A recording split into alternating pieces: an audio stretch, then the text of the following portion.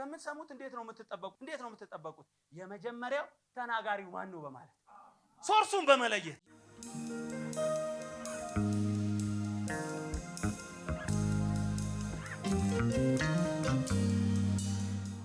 ቆመን የእግዚአብሔርን ቃል አጭር ቃል አነብና እንጸልያለን። በጣም አጭር ክፍል ነው ከእግዚአብሔር ቃል ማካፈላችሁ፣ ግን አምናለሁ የሚለቀቀው የእግዚአብሔር ቃል ስለሆነ ብዙዎቻችሁ ህይወት ላይ የተነገሩ ንግርቶች ይሄዳሉ። የምታውቁትን የእግዚአብሔርን ቃል ነው ማካፈላችሁ። ዘፍጥረት ምዕራፍ 3 ከአንድ ጀምሮ እንደዚህ ይላል።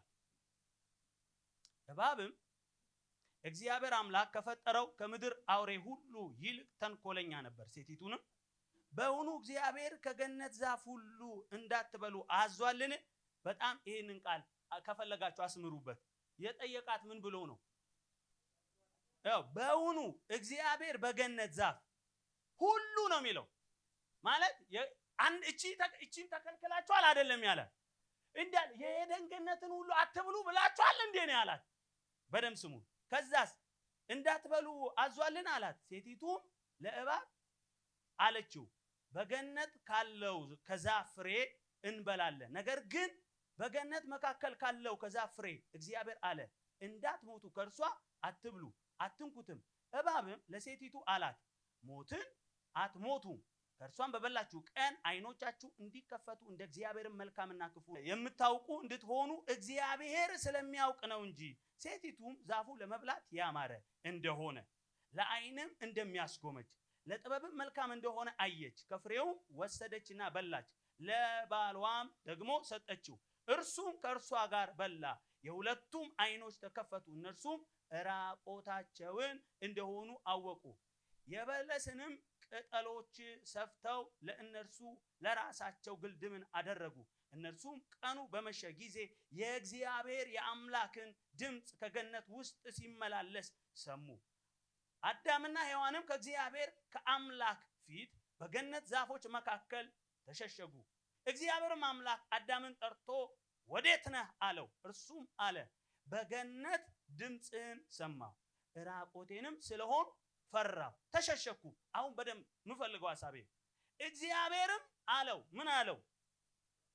ራቆትህን እንደሆን ማን ነገረ? ድገሙት። ራቆትህን እንደሆንክ ማን ነገረ? ኢየሱስ ጌታ ነው። እግዚአብሔርም አለው ራቆትህን እንደሆንክ ማን ነገረ? ከእርሱ እንዳትበላ ካዘዙ በእውኑ በላህን? አዳምም አለው እያለ ይቀጥላል። አሁን ያነበብኩላችሁ ክፍል የዘፍጥረት መጽሐፍ ነው። የዘፍጥረት መጽሐፍ ያው ከመጽሐፍ ቅዱስ ከ66ቱ መጽሐፍ በመጀመሪያ ያለ መጽሐፍ ነው አይደለ? የብዙ ነገሮች ጅማሬ ነው። ስለ ዘፍጥረት ላወራ ስላልሆነ ጥቂት ስለዚህ ሐሳብ ብቻ አውርቻችሁ ወደ ዋናው ሐሳብ ይገባለሁ። እንግዲህ ይሄ ዘፍጥረት መጽሐፍ የብዙ ነገሮች መጀመሪያ ነው። ፍጥረት የተፈጠረበት፣ ሰው የተፈጠረበት፣ ፋሚሊ የተፈጠረበት፣ ራሱ ውድቀት የጀመረበት የውድቀት መጀመሪያ ብቻ ሳይሆን የድነትም አይደለ ሪደምፕሽንን እዚህ ውስጥ እናያለን። ጥሪን የእግዚአብሔርን ምርጫ የምናይበት አንዱ መጽሐፍ በጣም ጥልቅ የሆነ መጽሐፍ የዘፍጥረት መጽሐፍ ነው። እግዚአብሔር ድነትን ያሰበው ማቴዎስ ወንጌል ላይ አይደለ ዘፍጥረትም ላይ ይሄ ተስፋ ለሰዎች እንደሰጠ በዚህ ክፍል ውስጥ እንመለከታለን። ዛሬ ግን የሰዎች ልጆች የወደቁትም የተነሱበትን አንድ ምክንያት ነው ማወራችሁ እና ይሄም አሁን ባነበብኩላችሁ ላይ ታውቃላችሁ እግዚአብሔር ፍጥረታትን ከፈጠረ በኋላ እያንዳንዱን እያየ መልካም እንደሆነ አየ ይልና ምዕራፍ 1 ቁጥር 31 ላይ ግን ስታነቡ ሁሉንም አንድ ላይ ተመልክቶ እጅግ መልካም እንደነበረ አየ። እግዚአብሔር የፈጠረው ሁሉ ምንድነው? ተናገሩ። ምንድነው? መልካም ነው። ምዕራፍ 1 ቁጥር 26 ላይ ወንድና ሴት አድርጎ ፈጠራቸው፣ ባረካቸው አይደል? ብዙ ተባዙ አላቸው፣ ምድርን ሙሏት ግዟት ማላቸው ይላል። ያንን በዝርዝር ምዕራፍ 2 ላይ ነው የምታገኙት። እግዚአብሔር አስቀድሞ ወንድን ፈጠረው፣ ከወንድ ደግሞ ከአጥንቱ ሴትን ወሰደ አይደለ? ሰራት። ከዛ እንቅልፍ ጥሎበት ነበር። ከእንቅልፉ በነቃ ጊዜ ወንድ አዳም ምን አለ? ይህች አጥንት ከአጥንት ስጋም ከስጋዬ ነች፣ ስለዚህ ከኔ ተገኝታለችና ሴት ትባል ብሎ ወሰዳት። ከዛ በኋላ አብረው ይኖሩ ጀመረ። በኤደን ገነት ሙሉ በሆነ በአትክልት ስፍራ እግዚአብሔር አስቀመጣቸው። የሚያስፈልጋቸው ነገር ሁሉ በሞላበት ምድርን ጠብቅ ተንከባከብ ብሎ በዛ ስፍራ አስቀመጣቸው። ሲያስቀምጣቸው ያው ብዙ ብርቱካንና ሙዝ ብቻ ሳይሆን ትእዛዝም ሰጣቸው። ትዝ ይላችኋል። እና በኤደን ገነት ካለው ሁሉ ዛፍ ሁሉ ብላ፣ ነገር ግን አለው ክፉና መልካሙን ከሚያስታውቀው ከዚህ ዛፍ ምን እንዳትበላ አለው። ከዛ ታውቃላችሁ ያው ምዕራፍ 3 ላይ ወደ ውድቀት ስንመጣ ምዕራፍ 3 ላይ ይመስለኛል ሔዋን ወክ ያደረገች ብቻዋን እባብ አገኛት። ከዛ አወራት። እኔ በጣም የዲያብሎስ ምክር እግዚአብሔር ያፍርሰው እና የጠየቃት የሆነ ነገር ለማወቅ አይደለም። ገብቷችኋል? ምንድነው የተከለከላችሁት እስቲ ምናምን የሚል አይደለም። ጥርጣሬ ለመፍጠር ነው። በሔዋን ህይወት ውስጥ ጥርጣሬ ለመፍጠር እና የጠየቃት አትክልቱ ጋር ደርሶ እቺን አትክልት ከልክሏችኋል አይደለም ያላት። ሄዳችሁ አሁን ባነበብኩል በአዲሱ ትርጉም እንደውም በጣም በግልጥ ነው የሚናገረው። ምንድን ብሎ ነው የጠየቃት? እግዚአብሔር በኤደን ገነት ውስጥ ያሉትን ፍራፍሬዎች ሁሉ እንዳትበሉ አዟል እንዴ አላት። ምን እንድትጠራጠር እንዴ? ለምን መሰላችሁ? በተከለከለችው መነጽር የተሰጣትንም እንድታይ ማለት ነው። ያልኳችሁ ገብታችኋል? ተከልክያለሁ ብላ ያላትን ሁሉ እንድትጠራጠር እግዚአብሔር በኤደን ገነት ያለውን ዛፍ ሁሉ እንዳትበሉ አለ እንዴ ስትል ብላ ስታስብ አንድ እኮ ነው የተከለከለች። ሔዋን ህይወት ውስጥ ግን እባብ ትልቅ ጥርጣሬ ውስጥ ከዛ እንደዚህ ያለችው ኖ እግዚአብሔር በኤደን ገነት ውስጥ ያለውን ዛፍ ሁሉማ ብሉ ብሎናል። ነገር ግን አላት ክፉና መልካሙን ከምታስታውቀው ከዚህ ዛፍ ግን እንዳትበሉ ብሎናል። ለምን? በበላችሁ ቀን ወይም እንዳትበሉት እንዳትነኩትም በበላችሁ ቀን ሞትን ትሞታላችሁ ብሎናል። እባብ ወዲያው ምስክርነት አመጣ እና ያላት እንዴ ሁሉም ፈቅዶ ይሄን ከሚከለክላችሁ ይሄንን ፈቅዶላችሁ ሁሉም ቢከለክላችሁ ይሻላል። ያው ዲያብሎስ ሁሉ ጊዜ የተከለከላችሁትን ነው የሚጠይቃችሁ። እና እንዴት ይሄንን ከለከላችሁ? እንዴት ስትለው ይሄኮ ይሄንን በበላችሁ ቀን አትሞቱ። ውሸት አትሞቱ። ዲያብሎስ ጋር ያለው ሁሌ ውሸት ነው። አትሞቱ ማለት ሁለተኛ አትሞቱም ብቻ ይሄን በበላችሁ ቀን አይኖቻችሁ እንዲከፈቱ እንደ እግዚአብሔር እንደምትሆኑ ራሱ እግዚአብሔር ስለሚያውቅ ነው አላት። ከዛ ወዲያውኑ በጣም ተገረመች። ከዛ ፍሬውን አየች። ከዛ ፍሬውን ስታየው ለመብላት ያማረ ለአይን የሚያስጎመጅ ለጥበብ መልካም እንደሆነ ምን አለች? አየች ይልና በጣም የሚገርመው ሄዳ ፍሬውን ቀንጥሳ በላች። ሰሞኑን አንድ ቪዲዮ አይቻለሁ። አንድ ሰው ስለዚህ ሲናገር እንኳን ብዙዎች በሔዋን ቦታ ብንሆን አንበላም እንል ነበረ። ይሄን በዚህ ዘመን ቢሆንና እንደ ሔዋን ይሄ ጥያቄ ቢቀርብልን ኖሮ ፍሬውን ብቻ አይደለም እንበላው ማለት ትንሽ እግዚአብሔር እንዳንሆን ቅጠሉንም ቅርንጫፉን እንዴው በደንብ እግዚአብሔር እንድንሆን አይደል? በተለይ በዚህ ዘመን ያለው ወይንም ነበር ተክለል አድርገን የምንበላው። እሷ ግን ወስዳ ፍሬውን በላች ይላል። ፍሬውን በላች ይልና በጣም የሚገርመው ግን አይኗ ምን ወሰደች? ለባሏማ በላች። አይኗ ተከፈተ ይልና ተከፍቶ ግን እንደ እግዚአብሔር ሆነች አይደለም ይላል። ምን ራቆቷን እንደሆነች አየች። ወዲያው ባሏም ራቆቱን እና ባይዘው አትብሉ የተባሉትን በበሉ ቀን ተንፈራርጠው አልሞቱ አይደል? በበላችሁ ቀን ሞትን ትሞታላችሁ የተባለ ወዲያው አንፈራርጠው አልገደላቸው።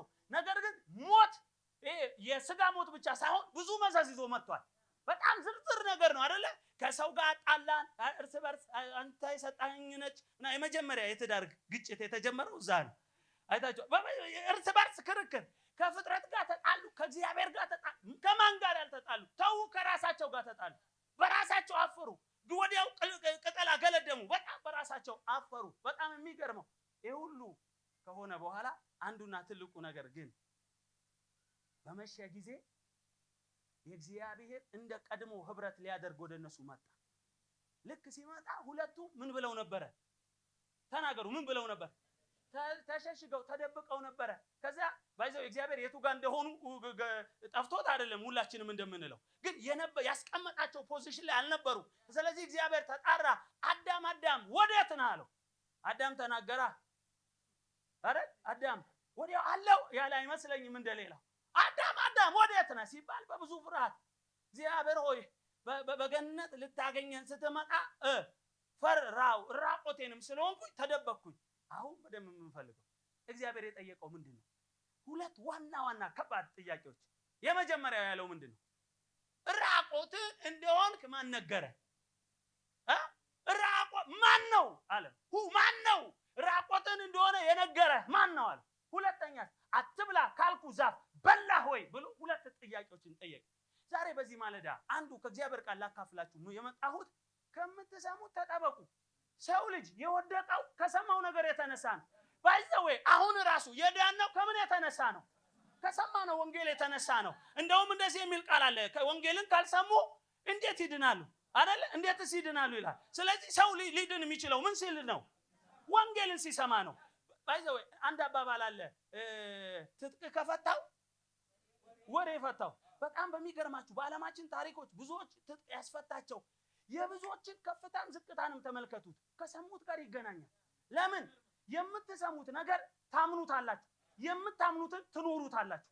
የብዙዎቻችሁ ህይወት እየኖራችሁ ያላችሁት ከሰማችሁት ነገር የተነሳ ነው። ዛሬ ግን አጓጉል የሆነ ድምጽ በኢየሱስ ስም ይገለበጣል። ወይኔ ወይኔ ወይኔ! እንደ እግዚአብሔር ሰው ትንቢት ልናገር መጥቻለሁ። እግዚአብሔር ያላወራችሁ፣ እግዚአብሔር ያልነገራችሁ ሌሎች ድምጾች በኢየሱስ ስም ይገለበጣል። ሃሌ ሃሌ ሃሌሉያ! ከምትሰሙ ነገር ወገኖች እንዴው ከጎናችሁ ያለው በትህትና የምትሰማው ነገር ተጠበቅ በሉት። ሁሉ አይሰማም፣ አረ ሁሉ ሳብ አይደረግም። በጣም የሚገርማችሁ ወደ ዋናው ሐሳቤ ልግባ እንድንጸልይ። ከምትሰሙት እንዴት ነው የምትጠበቁት? አሁን በተናገረው አሁን ባወራችሁ ቃል እንዴት ነው የምትጠበቁት? የመጀመሪያው ተናጋሪው ማን ነው በማለት ሶርሱን በመለየት ኢየሱስ ጌታ። እግዚአብሔር መጥቶ ምንድነው የጠየቀው? ማን ነገረህ? አሁን የሆንሽውን እንድትሆኝ ትሰናከያለሽ፣ አትቀጥይም፣ ትሞቻለሽ፣ ትዋረጃለሽ ያለው ማን ነው? አሁን ዋናው ነገር ማን ነው? እኔ ከሁለት ዓመት በፊት ትዝ ይለኛል ወደ ክፍለ ሀገር አንድ ቦታ ለማገልገል ጉዞ እየሄድኩኝ እያለ ጋቢና እንትን ነው ጋቢና ውስጥ ነው። እሺ ጋቢና ውስጥ ሆኜ ነውና ዶልፊን ነው በዚህኛው ጥግ በመስተዋት በኩል ሆኜ የማካፍለውን ቃል እያሰላሰልኩ እሄዳለሁ። እና በሚሄድበት ቦታ የሚሄድበት ከተማ ላይ ትንሽ ረብሻ እንደነበር አውቃለሁ።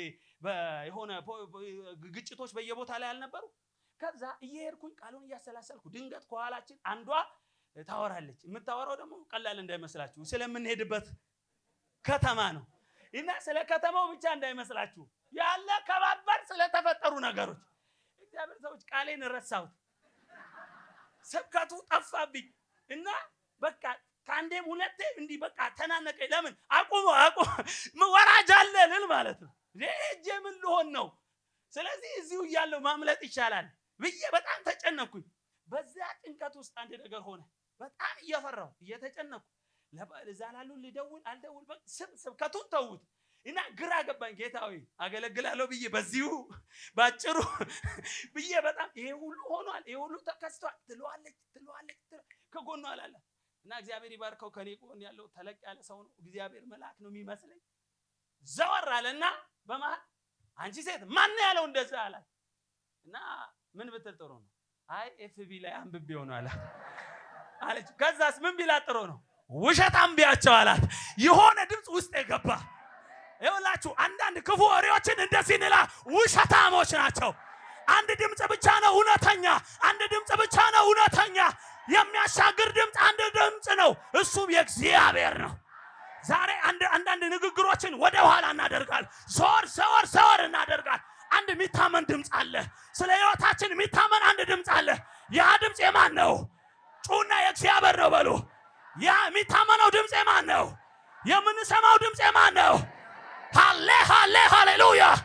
በጌታ በኢየሱስም ሰይጣን፣ ሁኔታ፣ ሰፈር የተለያየ ነገር ያወራችሁ ዛሬ ይገለበጣል። ይኸውላ አሁን ማወራችሁ ነገር ተራ ሰው የሰፈር ሰው ብቻ ሳይሆን ሳይንቲስት ቢሆን ዶክተር ቢሆን እግዚአብሔር ካወራችሁ ውጪ ያወራችሁ ዛሬ በኢየሱስም ይገለበጣል። ሃሌሉያ! እኛ ምናምነው ያወራውን ነው፣ ያወራውን ያስጀመረንን ነው፣ የተናገረንን ነው። ሃሌሉያ! ቻራባጋዳራ ባጋዲያ ጌታ ምስክሬ፣ ዛሬ ብዙ ሰዎች ከሆኑ ህይወት ውስጥ ይወጣሉ። ከተያዙ እንዳይሰሩ እንዳያገቡ የሆነ ነገር እንዳይሆን ድምጽ እያሰማ በሌሊትና በቀን ያልሆኑትን ያልተጠሩበት ሰፈር የተገኙ ሰዎች ዛሬ እግዚአብሔር ያወጣቸዋል። እንደ ንስር ሊኖሩ ተጠርተው ዶሮ ያደረገ መንፈስ ይመታል። ሃሌ ሃሌ ሃሌሉያ! ኢየሱስ ጌታ ነው።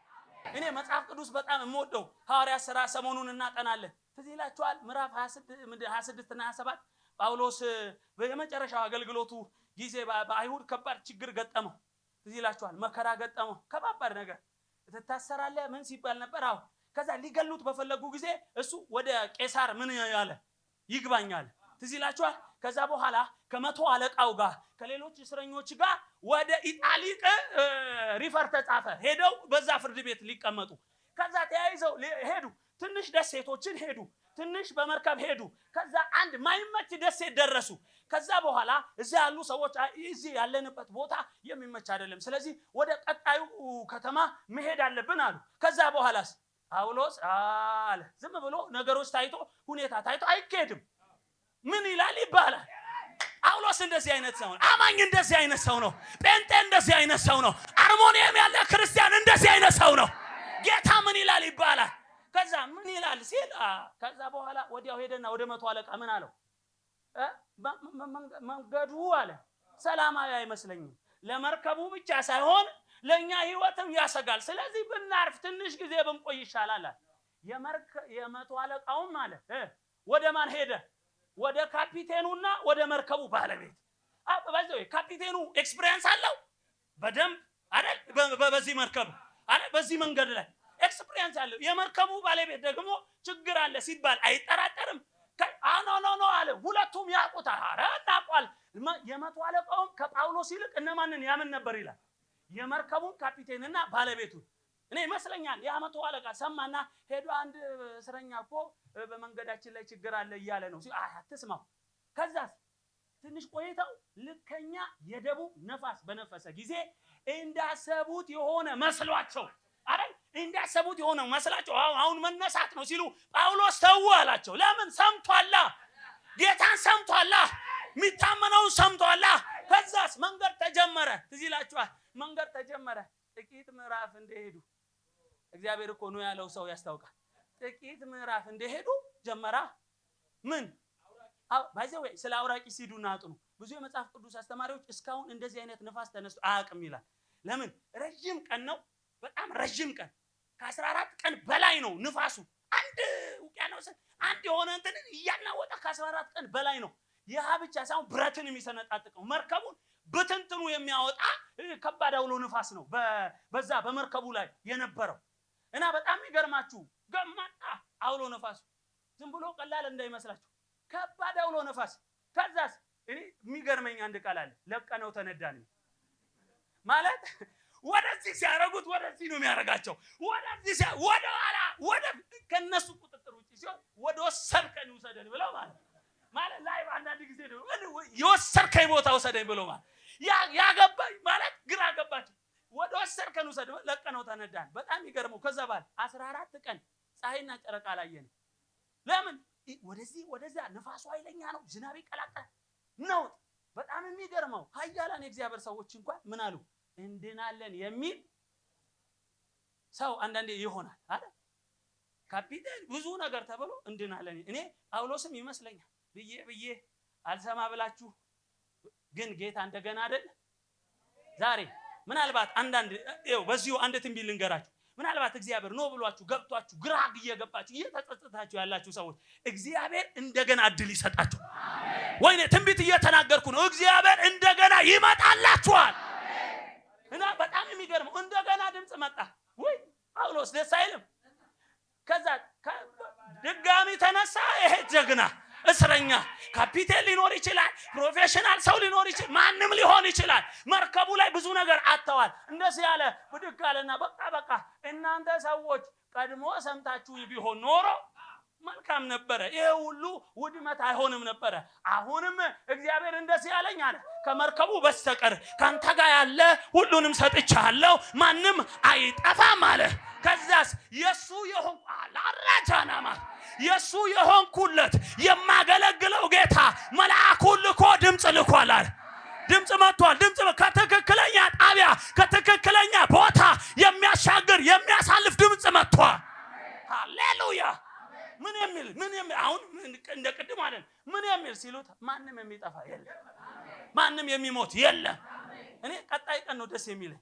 ብድግ አለና ምግብ የሰማ እኮ እንደዚህ ነው የሰማ እንደዚህ ነው። ምግብ ብድግ አድርጎ ኑ ብትበሉ ይሻላችኋል፣ ትበረታላችሁ፣ ኑና ብሉ አላቸው። ከዛስ አመስግኖ ባርኮ መብላት ጀመረ።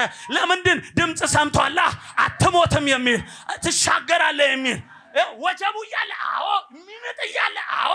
ምናምነው የሚንጠውን ሁኔታ ሳይሆን የምናምነው እግዚአብሔርን ነው። ሃሌሉያ። ዛሬ ድምጽ ሰምታችሁ መንገድ ጀምራችሁ ነገር ግን የሚነጣው ነገር ብዙ ነገር እያወራችሁ የመዳን ተስፋ የቆረጣችሁ ተስፋ የግራ የገባችሁ ከሰማችሁት ነገር የተነሳ የጨነቃችሁ ሰዎች ለእናንተ መልእክት አለኝ። የተናገራችሁ ማን ነው? እግዚአብሔር ከሆነ ያሻግራችኋል። የሰማችሁት እግዚአብሔር ያሳልፋችኋል። በደም ከተስማማችሁ ጩና አሜን በሉኝ። ቅድም ፓስተሬ ሲናገር በኮሮና ወቅት ትይላችኋል ስንት ሚሊዮን ይጠፋል እየተባለ ፖለቲካ አሁን ኢትዮጵያ ላይ ያልተነገረ ነገር አለ። ትፈርሳላችሁ ስንባል እንዲህ ሲባል ለምን መሰለ?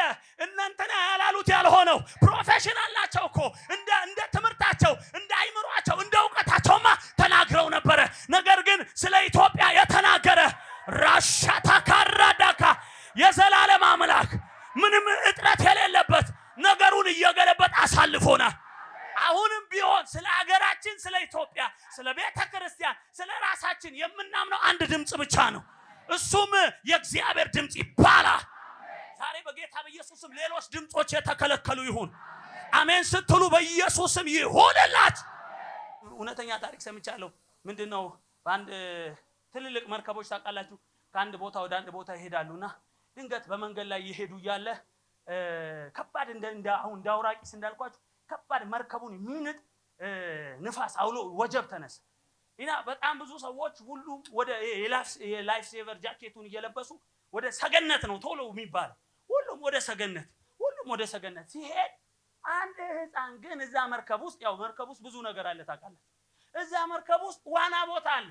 ዘሎ ሶቶ ይገባል። ባሁን ከባድ አውሎ ንፋስ መርከቧን እየናጠ ብራዘር ብላቴናው ሶቶ ይገባል፣ ይዋኛል። ከዚህ እስከዛ ዘና ይላል። የጀርባ የፊት በቃ በጣም ነፃ ሆነ። ሰዎቹ አይተው ይሄ ብላቴና አብዶ መሆን አለበት እና አንዳንዶቹ ሊጮሁ ሞከሩ። ቤቢ ናውጣ፣ ልንሞት ነው፣ ልንጠፋ ነው፣ ቶሎ ይሄን ጃኬት ልበስ፣ ዋኝታ ጨርሰው ና ልበስ ይሉታል። ልጁ አይሰማቸው። ወደዚህ ሄደ እና ሁሉም ይጮሃል። ማንም ተው በቃ ብሎ አንዳንዱ ራሱን ሲያድን፣ አንዱ ግን ጨከነ። ሰውነት ተሰማውና ይሄ ልጅ ዝም ብዬ ምናልባት መስማት የሚያቅተው ወይም የአይምሮ ኬዝ ሊኖርበት ይችላል ብሎ እየሮጠ ወደ ደረጃ ወርዶ ዋና ያለበትን ልክ ወደ ዳር ሲመጣ ጎተት አደረገውና ምን ልራሰማም ሲለው ሰምቻለሁ። እየሰማ ነው እንዴ ማትመልስልን? ቶሎ በሉጣ መርከቢቷ ልትሰምጥ ነው። ቶሎ የላይፍ ጃኬቱን የላይፍ ሴቨር ጃኬቱን ልበስና ነው አብረህን ወደ ሰገነት ሲለው አልወጣም። ለምን ሲለው ካፒቴኑ ፋዘር ነው አለ። ለምን ሲባል ያንተን ድምጽ አይደለም መጀመሪያ መሰማው። ፋዘር ላካለኝ አቀዋለሁ፣ ሮጬ ሄዳለሁ። የፋዘርን ድምጽ እኔ የማንንም ቢያወራ አልጠራጠርም፣ ምንድነው አልሰማማል። ለምን ሲባል ከዛ ባሻገር ደግሞ ፋዘር መርከቡን ይቆጣጠራል። ኢየሱስ ጌታ ነው። አሁን በኢየሱስ ክርስቶስም አንዳንድ ድምጾችን እየሰማን አንናወጥ። ከሁኔታው በላይ እየናቃችሁ ካለው ሁኔታ በላይ እየሰማችሁት ካለው ዜና በላይ መረጃ እየሰጣችሁ ካለው ነገር በላይ የሚታመን እግዚአብሔር ብቻ። ባይዘው አዳምና ሔዋን የሳቱት ተናጋሪው ነው። እግዚአብሔር አትብሏል ሞት አለ አላቸው። ሰይጣን ባይዘው እግዚአብሔር የሚያወራው ነው ትክክል እንዳትበሉ አላቸው። ባሉ ይወደቁ። ዛሬ ብዙ ሰዎች ህይወታቸው በብዙ ስብርብር ህይወት ውስጥ የገቡት ብዙዎችን ጠጋ ብላችኋቸው ነገር የጨላለማባቸው ለምንድን ነው ስትሉ እየሰሙ ያሉት እግዚአብሔርን አይደለም። እየሰሙ ያሉት ቃሉ ያለውን አይደለም። እየሰሙ ያሉት ሁኔታ ያለውን ነው። ዛሬ ይሄ በኢየሱስ ይከለከላል። ተስማማላችሁ ወይ? ዛሬ በኢየሱስ ይከለከላል። አንድ ቃል ብቻ ልጨምርና ሁለተኛውን ተናግሬ እንጸልያለን። እኔ መጽሐፍ ቅዱስ ሰሞኑን ሁለተኛ ነገሥትን እያጠናው ምዕራፍ 6 እና 7 ላይ በጣም የሚገርም ቃል አለ። ትዝ ይላችኋል። ሰማርያ ተከባ ለረጅም ቀን ከበቧት። ከዛ የተነሳ ረሃብ ሆነ። እኔ የረሃቡ ጥልቀት ትዝ ይላችኋል።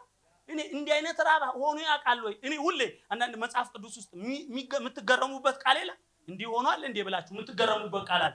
ያው አንዳንዶች እንዴት ዮናስ አሳ ነባሪ ሆድ ውስጥ ምናምን እንደሚሉት ማለት እኔ አንዱ በጣም የሚገርመኝ አንዱ ቃል እሱ ነው። ምን መሰላችሁ? ያ የዶሮ ኩስ የተበላበት የአህያ ጭንቅላት 50 ብር እየከፈሉ ይበሉበት። ብዙ ጊዜ ሰባኪዎች ምንለው የዶሮ ኩስና የአህያ ጭንቅላት ወርዶ ንጉሱ ተጨንቆ ባይዘው ችግሩ በየግለሰቡ ቤት ብቻ አልነበረ። ቤተ መንግስት ተቸግሯል። ረሃቡ ቤተ መንግስት እና ንጉሱ ተጨንቆ በሰገነት ላይ ወዲና ወዲያ እየተራመደ ያለ አንድ ነገር ተፈጠረ። ያም የተፈጠረው ነገር ምንድነው? አንዲት ሴት መጣችና ንጉሶ ያለችው እርዳኝ አለችው። እኔ ንጉሱ የመለሰላት እግዚአብሔር ያረዳሽ ማለት ከቃል በላይ አይሆንም። እግዚአብሔር ያረዳሽ፣ እግዚአብሔር አለምት ውስጥ ያረዳሽ። እኔ እንዴት ልረዳሽ እችላለሁ? ከማሳው ነው ከመጠመቂያው ከየቱ ልስጥሽ አላት። ለምን እሷ ቤት ብቻ ሳይሆን እሱ ጓዳ፣ ነገስታት ጓዳ፣ ንጉሱ ቤት እንኳን ምንም ነገር ከየትኛው ልርዳሽ? ግን የሆንሽው ምንድነው አላት። እንደው ቼክ ሊያረግ ምንድነው የሆንሽው ሲላት 2 እናቶች ናቸው። ኧረ እኔ እንድትፈርድልኝ ነው። ይሄው እቺ እናት ማለት ቆርሳ ስጋዋን ታበላለች እንጂ ልጅ ትበላለች። ይሄ የሚያሳየው ምን መሰላችሁ? የነበሩበት የድህነት ጥልቀት፣ የመጨረሻ ጥልቀት። እናቶች ተሰብስበው እንዳንሞት አሉ። ዛሬ የኔን ልጅ ያንቺን ልጅ እንብላ፣ ነገ ደግሞ ያንቺን እንበላለን ተባብለው የዛችን ከበሉ በኋላ የሁለተኛዋ ልብ አይበላም የኔ ልጅ አለች። በዚህ ምክንያት ነው ንጉሱ ጋር የመጡት። ምን አይነት ችግር ውስጥ ነው ሰው ቢሆን ማለት? በአገራችን ብዙ አይነት ረሃብ አይተናል። ሰው ልጁን በላ የሚል ግን ሰምተን አናውቅም። ምን አይነት ጥልቅ ረሃብ ውስጥ ነው ያሉት? ከዛ ንጉሱ በቃ ልብሱን ቀደደ። ወዲያውን አንድ ነብይ አለ ሲል የነበረ አንገቱ ይቆረጥ በቃ ይገደላል። ለምን? ድምጽ ይዞ ተኝቷል። ቃል ይዞ ይገደል ሲል ወዲያው መልእክተኛ ላከ። መልእክተኛ ሲልክ ይኸውላችሁ ይሄ ነፍሰ ገዳይ ንጉስ አንገቴን ሊቆርጥ ሰው እየላከ ነው፣ ግን መልእክት አድርሱለት አለ። ይሄ ነገር ከእግዚአብሔር ነው፣ ስለዚህ የምስራች አለኝ ና ተባለ። ምን ተናገረ? ነገ ዋራ ባጋዳላ። አሁን አንዳንዶች ሲነገር ራሱ እኮ ግራ ይገባል። አንድ አይነት ችግር ውስጥ ያለ እኔ እኮ የሚታመነው የትኛው ነው? ነገ በዚህ ሰዓት 1 ሰቅል መልካም መስፈሪያ ዱቄት በ1 ሰቅል፣ 2 መስፈሪያ ደግሞ ገብስ በ1 ሰቅል ይሸጣል ሲባል ጤናማ ሰው የተማረ አይምሮ ያለው አይደል ምንድነው ሊል የሚችለው? ይሄ ሰው ያብዷል። ያኛው ያለው ሰማይ ቢከፈት ቢቀደድ እንኳን ከባበር ስንዴ ቢዘንብ እንደዚህ አይሆንም። እኔ የእግዚአብሔር በጎነት ሄደው ወፍጮ ቤት አልሄዱ። አሁን ጋገር አድርገው ብቻ ጨጨብሳ የሚበሉበት ከራ የምትወጣበት ነው። ሃሌሉያ! ረጅም ነገር አይደለም፣ ፕሮሰስ ያለው ነገር አይደለም። እሱን ቃልሳነ ወርቅ ጥለው ሄዱ ይላል። ሰው ለጦርነት እየሄደ ወርቅ ይዞ ይመጣል። እኔ ግን ለአንድ ሰው ትንቢት ልናገር ነው። ራታካባራሻዲያካ በኢየሱስም ያልዘራችሁበት ያልደከማችሁበት ከእግዚአብሔር ድምጽ የተነሳ በጎነት ያገኛችኋል። የእግዚአብሔር ቸርነት ያገኛችኋል። የእግዚአብሔር መልካምነት ያገኛችኋል። ነገ በዚህ ሰዓት አለ ኢየሱስ ምን መጣ? ድምጽ መጣ። የሚታመን ድምጽ ነው። ከሁኔታችሁ በላይ የማን ድምጽ ይታመናል? ከችግራችሁ በላይ የማን ድምጽ ይታመናል? ካንሰሪውን ቅድም እንደተባለ ምንም አይነት ኬዝ ይሁን ማን ነው የተናገረው? የመጀመሪያው ስለምንሰማው ነገር ስንጠነቀቅ ተናጋሪው ማን ነው? ሁለተኛው የተናገራችሁ ነገር ምንድነው? የተናገራችሁ ምንድነው? ቅድም እንዳልኳችሁ 2 ጥያቄ ጠየቀ።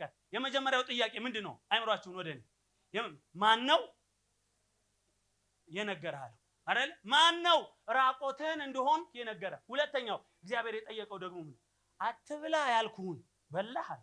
ሁለተኛ የነገርኩ ተሳሳትኩ ወይ ነው። ስለዚህ አንድ ሰው የሚስተው መቼ ነው? እግዚአብሔር ከነገረው ውጪ መሄድ የጀመረ ሰው፣ እግዚአብሔር ካወራው ነገር ፈቀቅ ያለ ሰው ያ ሰው ስቷል ማለት ነው። ከስህተት መታረም የምትችሉት አንድ ነገር ሲሆን ነው። አንደኛ ተናጋሪውን ስታውቁ፣ ሁለተኛ የተናገራችሁን ስታውቁ። ምን ብሏችኋል? የአብርሃም ምዕራፍ 4 ትዝ ይላችኋል? ከግብጽ ባርነት የወጡ እነማን ናቸው ይላል። በሙሴ ከእግዚአብሔር ድምጹን ከማን የሰሙት? ከእግዚአብሔር በሙሴ አማካኝነት ከእግዚአብሔር ሰምተው የወጡ ግን ምድረ በዳ የቀሩ ወደ ርስቱ ምድር እንዳይገቡ እግዚአብሔር የተቆጣባቸው እነማን ናቸው? በትክክለኛው ከዋና ሶርስ ሰምተው መንገድ ላይ ቀሩ። ለምንድን ሲባል የሰሙት ቃል ከሰሚዎቹ ጋር በእምነት ስላልተዋሃደ ባይዘው የምትሰሙት ነገር ለመታዘዝ ነው። ያወራችሁ እግዚአብሔር ምንድነው የሚያድናችሁ? የሰማችሁት ነገር ነው። አንዳንድ ሰዎች ከእግዚአብሔር ይሰማሉ። በጣም እኔም ብዙ ዘመን ደግሞ ብዙ ሰዎች አይገርምም እግዚአብሔር ለ10 ምናምን ጊዜ እየተናገረኝ ነው የሚሉ ሰዎች አሉ። በርግጥ እግዚአብሔር እየተናገረሽ ያለው ነገሩ ተቆርጦ ሊሆን ይችላል። አንዳንዶች ግን ስላልሰማ ይሆናል። አረ ኢዩኤል ብላችሁ ትጠሩኛላችሁ ወይ? አቤት ካላልኳችሁ የምትሉት ምንድነው? ኢዩኤል ነው የምትሉት። አቤት ስላችሁ ሌላ ተቀጥላላችሁ። አንዳንድ ሰው እግዚአብሔር ቀጣዩን እንዳያወራ ያረጋው እየተመቻቸው አሁን ባወራህ ነው። ወየበል ተንቀሳቀስ፣ እግዚአብሔር ቀጣዩ ምዕራፍ ያወራል። ማቻራ ካባዲያ ዛሬ ግን የሚያወራኝ ቃል በእምነት ከህይወቴ ጋር ይዋሃዳል። ከተስማማችሁ ጩና አሜን በሉ። በእምነት ከእግዚአብሔር ቃል ጋር አሜን ብሎ መስማማት ነው፣ መራመር ነው፣ መሄድ ነው። ትነግድሻለሽ ብሎሻል፣ ትባረኪያለሽ። እግዚአብሔር ምንድነው ያወራችሁ? እግዚአብሔር ምንድነው የተናገረ? ቃሉን ይዞ ዝም ብሎ መቀራት አይደለም፣ መራመድ ነው። ዛሬ ግን አንድ ሰው እግዚአብሔር ባወራው ነገር ወክ ማድረግ ይጀምራል። ወይኔ ማን ተስማማ? ጮክ ብላችሁ አሜን በሉ። በእምነት መራመድ ይሆንላችኋል። ይሄ በእምነት ከእናንተ ጋር ስላልተዋሃደ አልጠቀማችሁ የሚለው ቃል ባጭሩ በሜዲካል ቋንቋ ጉበት፣ ስለ ጉበት ጥቅም ታውቃላችሁ። ጉበት ምንድነው የሚሰራው? ዳይጀሽን ነው። የምትበሉት ምግብ ዳይጀስት ያደርጋል፣ ወደ ሰውነታችሁ ይበትነዋል አይደል? ጉበት ከታመመስ የምትበሉት ሄዶ ምን ይላል?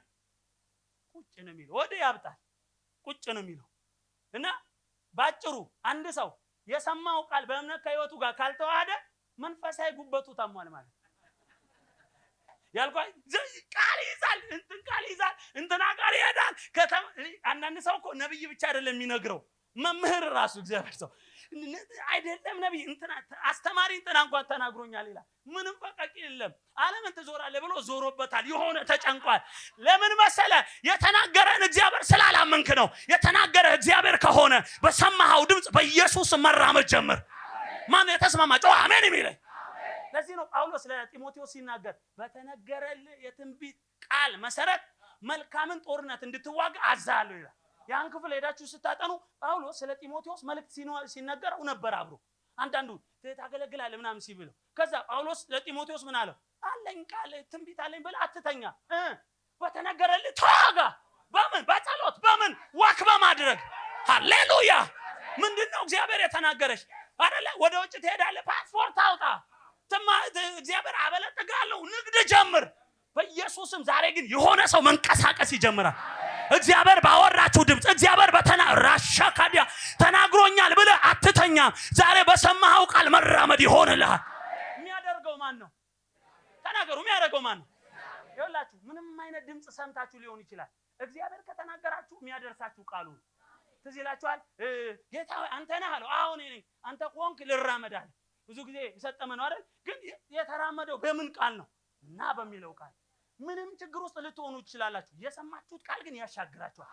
ማመን ያለባችሁ የተነገራችሁን የእግዚአብሔር ቃል። ትስማማላችሁ? ታምናላችሁ? እግዚአብሔር ቃል ተናግሯችኋል። ትንቢታዊ ቃል አላችሁ። ይኸውላችሁ እግዚአብሔር በተናገራችሁ ንግግር ይሄ ከእግዚአብሔር ያልሆነ ሌላ እንቅስቃሴ አትተው። በእግዚአብሔር ቃል ውስጥ ተራመዱ። እግዚአብሔር ያሻግራችኋል። አንድ ጊዜ ፌስቡክ ላይ እንደውም አንድ ጽሁፍ ጽፌያለሁ ስለ ቻርሊ።